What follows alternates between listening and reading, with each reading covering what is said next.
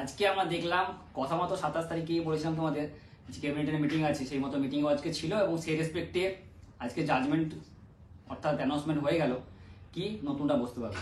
এটুকুই আমাদের আশা ছিল, শেষ পর্যন্ত আশা পূর্ণ হলো। যাই হোক, এবং ভ্যাকান্সিটা অনেকটাই যাবে। আমাদের ধারণা ছিল 40,000, সেখানে ভ্যাকান্সি 44,203 হয়েছে।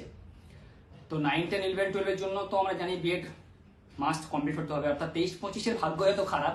আমি বলেছিলাম 22-24 বসতে পারবে, 23-25 সব থেকে হতভাগা ব্যাচ বিএড সেশনের মধ্যে। 22-24 সব থেকে ভাগ্যবতী বা ভাগ্যবান ব্যাচ যারা আছে।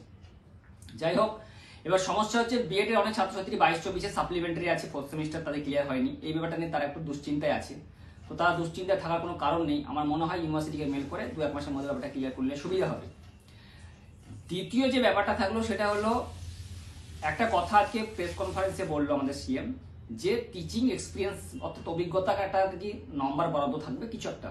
এটা কোনোদিনই সম্ভব না। আমি আগে বলেছি, সেই জাজমেন্টে একটা মেনশন ছিল যে প্রত্যেকের পরীক্ষা নিতে হবে, অর্থাৎ আপ টু ডেট ভ্যাকান্সি নিবে।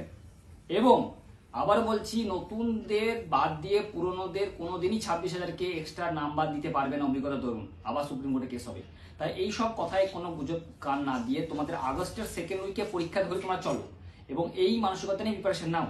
হোপফুলি তোমরা 4 মাসের মধ্যে জয়েন করে ফেলবে। অনেকে প্রিপারেশন শুরু করেছিল, আবার অনেকে প্রিপারেশন নেয়নি। তো যাই হোক, অবশেষে তোমাদের মুখে হাসি ফুটবে। এতদিনের বিএড সেশনগুলোকে যদি কিছু ছাত্রছাত্রী চাকরি দিতে পারি বা দেখা যায় তারা পেলো, আমি সব থেকে আনন্দিত বেশি হব।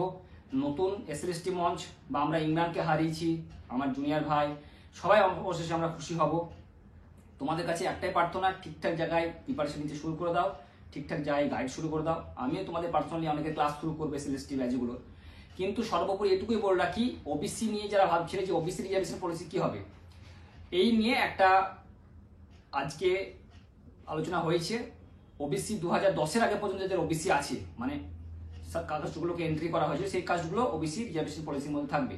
বাকিগুলো কিন্তু যারা শুনানি পর্বের মধ্যে আছে 2010-এর পর, তারা বাদ যাবে, অ্যাজ এ জেনারেল ক্যাটাগরি হিসেবে তারা ট্রিট হবে। ঠিক আছে? তো এইটুকুই তোমাদের জানানোর ছিল। সবাই ভালো থেকো, সুস্থ থেকো। অবশেষে তোমরা নতুন 2nd এসএলএসটি পেলে।